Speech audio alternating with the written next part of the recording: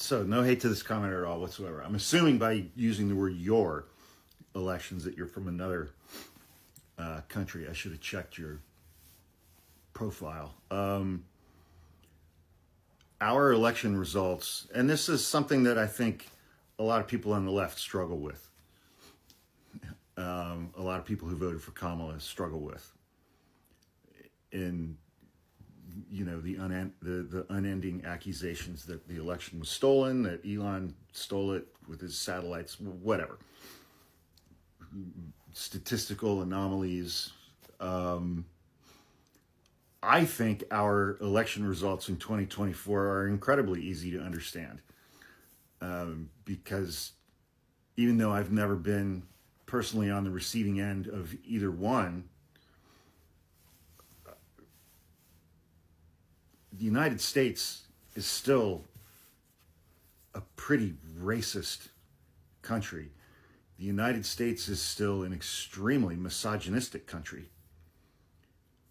And looking through that lens, our election results, I think, are extremely easy to understand. We voted for this.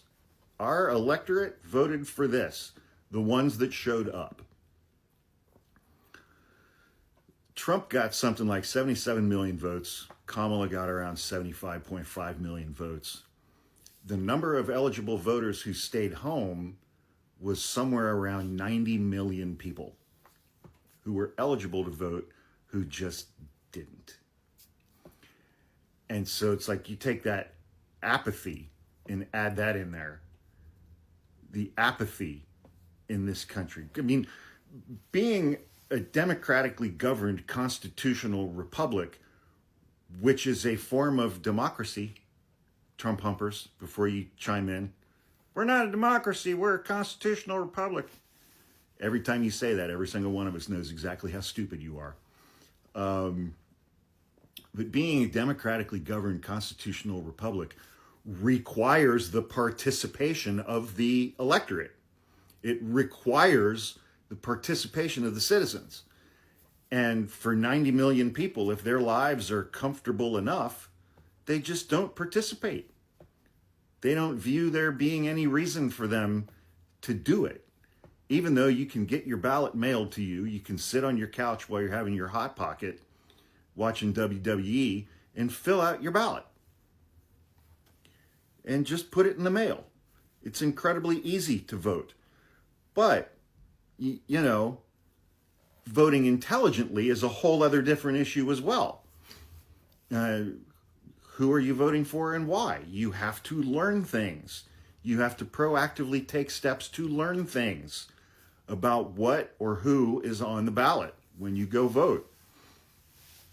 And I think that your average American voter, well, I shouldn't say average, slightly more than a third of the American electorate, I think their lives are comfortable enough for that they just don't give a shit about voting.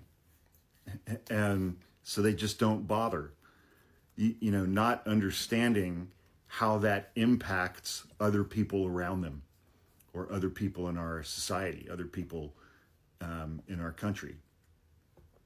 And the devastating effects that can happen to those other people if you don't show up and vote, if you don't get educated before you vote, if you don't participate in democracy in this country.